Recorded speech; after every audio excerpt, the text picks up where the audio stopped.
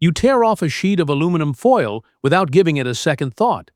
But that thin silver sheet wasn't born in a factory. It started as a red rock buried deep underground. And turning that rock into foil requires one of the most extreme transformations in modern industry. Before it reaches your kitchen, the material is crushed into powder, dissolved in chemicals, heated to temperatures hotter than molten lava, blasted with enormous amounts of electricity, and rolled thinner and thinner until it's barely thicker than a human hair. And then there's the strange part. One side looks shiny, the other looks dull. Most people assume that's a coating. It isn't. It's pure physics. So how does a chunk of rock become one of the thinnest metal products humans manufacture? And why does making it require so much energy that entire industries were built around solving that problem? The answer begins in a mine and ends with a process so precise that a single mistake can tear the metal apart. This is how aluminum foil is made, the rock nobody thinks about. Aluminum is the most abundant metal on Earth. It's literally everywhere, in the soil, in the clay, in the rock beneath your feet. But here's the problem. You can't just dig it up and melt it. Aluminum in its natural state is locked inside a mineral so tightly bound. It took humanity until the 1800s to break it free. That mineral is bauxite. Bauxite looks nothing like metal. It's a reddish-brown rock, crumbly, almost dusty. It looks like dried mud with rust in it. And yet, every single piece of aluminum foil ever made started as this rock. The biggest deposits sit in Guinea, Australia, Brazil, and Jamaica. Massive open-pit mines tear into the earth to reach it. Hundreds of tons extracted per day, washed, crushed, and loaded onto ships. But here's what most people miss. Even after all that, you still don't have aluminum. Not even close. You have a rock full of aluminum oxide, iron, silicon, and impurities. The real process hasn't started yet. The chemical bath. Getting aluminum out of bauxite requires two completely separate industrial processes. The first is called the Bayer process, invented in 1887, and it's brutal. The crushed bauxite gets mixed with a hot, concentrated sodium hydroxide solution. Think of it as a chemical bath that dissolves aluminum but ignores everything else. Temperature inside the tank climbs past 150 degrees Celsius. The pressure rises. The aluminum compounds dissolve into the liquid. The impurities, the iron, the silica sink to the bottom as a thick red sludge. That red sludge is called red mud. Billions of tons of it exist worldwide. It's one of the most controversial industrial byproducts in history. But that's a story for another time.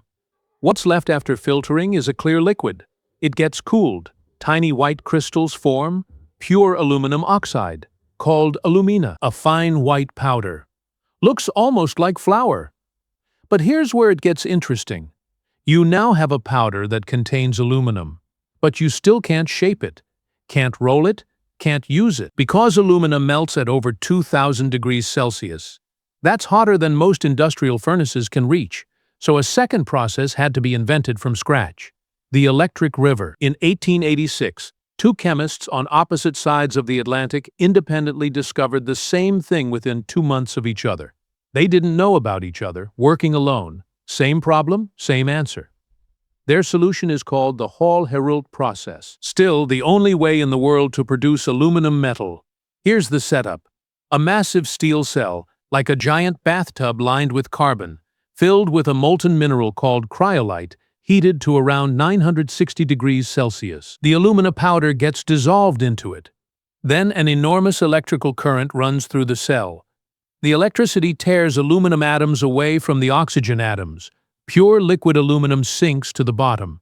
It gets siphoned out, poured into molds. But here's the number that stops most people cold.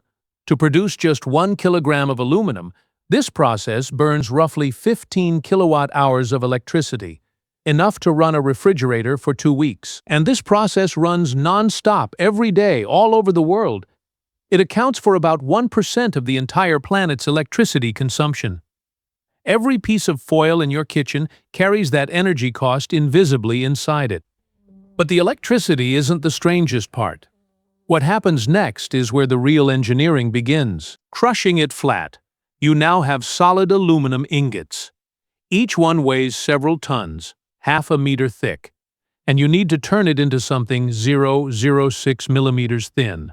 Thinner than a red blood cell is wide. This is done through rolling. Lots of it. The ingot gets reheated to around 500 degrees Celsius. At that temperature, aluminum becomes soft and workable. It passes through massive rolling mills, giant rollers squeezing the metal from both sides. Each pass reduces the thickness. Then it goes through again and again. After hot rolling, a slab half a meter thick becomes roughly 5 millimeters. But it's still not thin enough. Now comes cold rolling, no heat, room temperature. Precision mills apply enormous pressure. Cold rolling actually makes the metal harder as it gets thinner, but even cold rolling has a limit. Go thin enough, and the foil tears before it exits the machine. This is where the engineers had to get clever. The trick that explains everything. When aluminum foil becomes extremely thin, manufacturers stop rolling a single sheet. Instead, they stack two sheets together and roll both at the same time. This process, called pack rolling, prevents the foil from tearing. But it also creates the shiny side mystery. The surface touching the polished steel roller comes out shiny. The surface touching the other sheet comes out dull. That's it. No coating, no special treatment, just a side effect of the final rolling process. Both sides perform exactly the same. The difference is purely cosmetic. Afterward, the sheets are separated, cleaned, wound into massive rolls, cut to size, boxed, and shipped around the world. The number that changes how you see it. Every year, the world produces around 130 billion tons of aluminum. A significant chunk becomes foil. In the United States alone, roughly 4 billion pounds of it are used each year. But here's the number that makes everything else feel different. Recycling aluminum requires only 5% of the energy needed to make it from bauxite. Not 50%, not 30%, 5%, 1/20th of the original cost.